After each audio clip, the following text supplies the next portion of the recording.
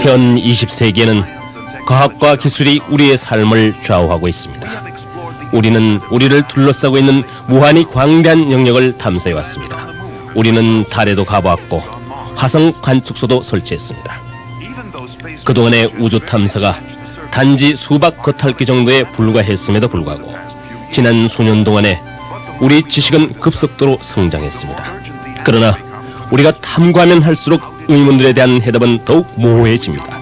어떻게 이 모든 것이 생겼는지, 우리는 어디서 왔는지, 우리는 지혜로운 창조주의 피조물인지, 그렇지 않다면 단지 우연에 의한 진화가 우리의 조상인지. 창조 모델을 거부하는 일반적인 이유는 이 모델이 과학적이 아니라고 추측하는 것입니다. 그래서 말하기를 만일 에너지와 물질 그리고 생명의 기원을 설명하기 위해 하나님의 존재를 가정한다는 것은 실험실에서 다룰 수 없는 존재를 가정하는 것이다라고 얘기합니다.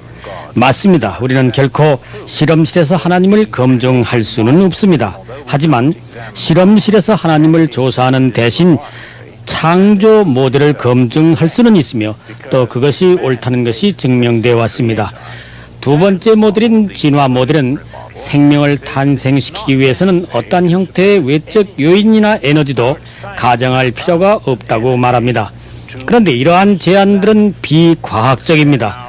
왜냐하면 물질을 그냥 내버려 두면 최근의 모든 시도에도 불구하고 물질들이 스스로 조직을 하여 생명을 발생시키는 일이 결코 일어나지 않기 때문입니다. 생명을 얻기 위해 매번 필요한 것은 하나님 또는 사람이라는 지적인 외부 존재에 의해서 어떤 정보가 물질 속에 주입되어야 합니다. 이와 같이 창조 모델은 우리가 잘 알고 있는 이러한 사실들과 잘 맞지만은 진화 모델은 그렇지 못합니다. 어째서 윌더 스미스 교수는 전적으로 진화론을 부정할까요? 그 답은 간단 명료합니다. 뉴욕시에 있는 고층 건물들을 생각해 보겠습니다. 이 거대한 건물들을 지으려면 설계가 필요합니다.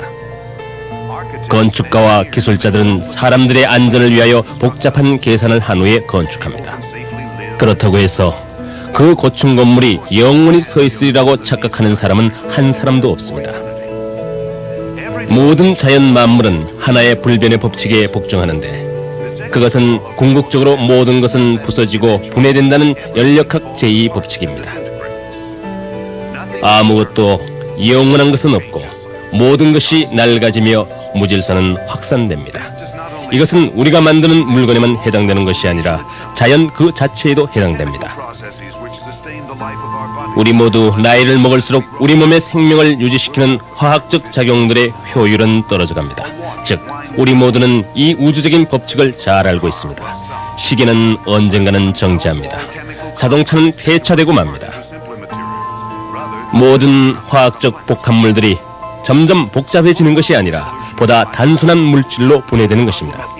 진화론에서는 수백만 년이 지나가는 동안 모든 만물은 근본적으로 더욱 질서 있는 복합물질로 발전해 간다고 주장합니다. 그러나 과학의 기본 법칙인 연력학 제2법칙은 전혀 그와 반대로 말합니다. 질서 정연했던 복합물질이 시간과 함께 점점 분해되고 무질서하게 되어 간다고 말입니다. 수많은 과학자들이 지적해왔던 것은 이 법칙 하나만이라도 올바로 이해한다면 진화론이 옳지 않다는 것을 알기에 충분하다는 것입니다. 실제로 이것 때문에 많은 진화론자들이 자신의 이론을 버리고 근본적인 창조론을 받아들였습니다. 우리 태양계의 근원에 관한 이론만 해도 최소한 23개나 되는 진화론이 존재합니다. 왜 그렇게 많겠습니까? 그중 어떤 것도 기존의 자료들과 정확히 일치하는 것이 없기 때문입니다. 태양계가 특별히 설계되었다는 창조론을 제외한 어느 이론도 기존의 자료들과 일치하지 않습니다. 이 우주가 폭발이나 우연한 사고에 의해 형성된 것으로 볼 수가 없습니다. 이 우주는 정확한 법칙에 따라 질서 정연하게 움직이고 있습니다.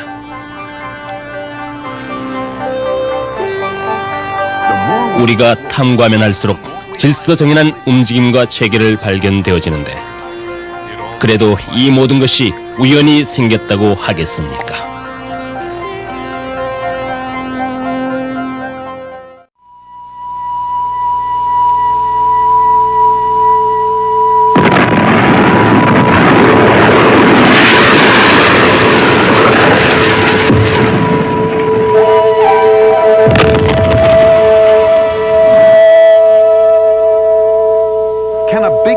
그러면 우리가 알다시피 복잡하면서도 아주 질서정연한 이 우주를 대폭발 이론이 설명할 수 있겠습니까? 천문학자 해롤드 슬러서 교수는 말합니다. 대폭발 이론은 우주와 우주의 물질들의 기원을 설명코자 하는 현대 우주론 중의 하나입니다.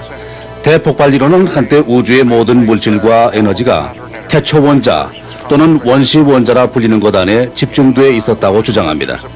이 원자의 크기는 학자들마다 의견이 분분한데 어떤 이들은 크기가 무한대였다고도 하고 다른 이들은 태양계의 직경만 했다고도 합니다. 오늘날의 관점에서는 원시원자는 전자의 크기나 그것보다 작았다고 생각합니다. 모든 물질과 에너지가 머리핀의 끝부분보다 더 작은 이러한 원시원자 안에 집중되어 있었고 아무도 모르는 기간 동안 공간에 존재하다가 갑자기 불균형해져서 폭발했다는 것입니다. 그리고 그것에서부터 은하와 별들과 최소한한 행성계가 형성됐다는 것입니다.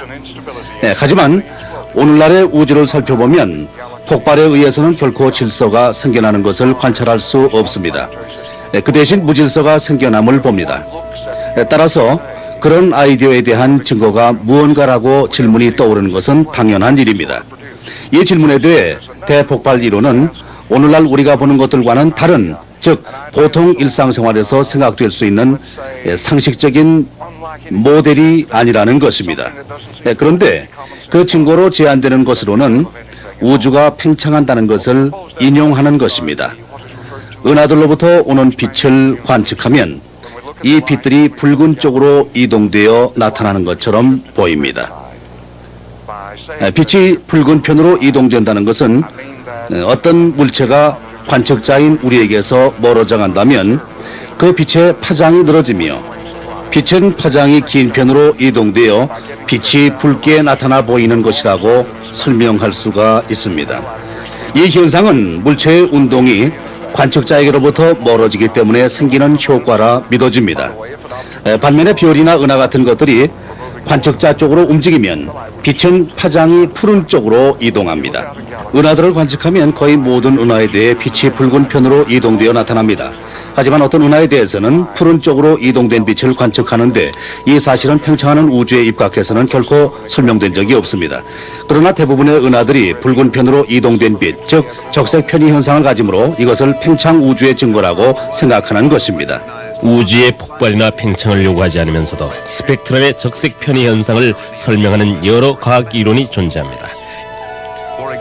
예를 들면은 아인슈타인이 예견한 대로 온 우주물질 상호간에 작용하는 인력, 즉 중력에 의해서도 적색 편의가 생길 수 있습니다.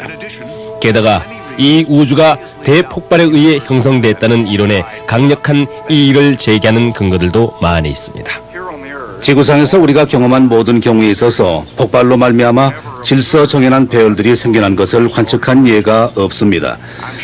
만일 제가 어느 화산이 폭발하여 폭발한 결과 바위, 먼지 및 가스 등이 떨어져서 돌로 된 도시가 이루어졌고 화산이 본래 진이었던 것보다 훨씬 고도의 질서와 복잡성과 정보를 갖는 도시가 저절로 생기는 것을 보았다 한다면 아마 당신은 그런 일은 결코 일어날 수 없는 꾸며낸 소설 얘기라고 일축해 버릴 것입니다. 저로서는 대폭발에 의해 우리 주위에서 보는 실제 우주가 생성되었다 하는 것이 이처럼 정말 불가능하게 보입니다. 즉 대폭발로부터 가상적인 것이 아닌 우리가 보는 이 복잡하고 많은 정보로 채워진 우주를 얻는 일이 불가능하게 보인다는 것입니다. 이 복잡하며 정보를 지니고 있는 우주는 무에서부터 자발적으로 생겨난 것이 아니라 창조된 물질과 에너지에 의해서 그리고 외부로부터 질서와 복잡성과 정보들이 이 시스템 안에 부여됨으로써만 가능하다고 생각됩니다.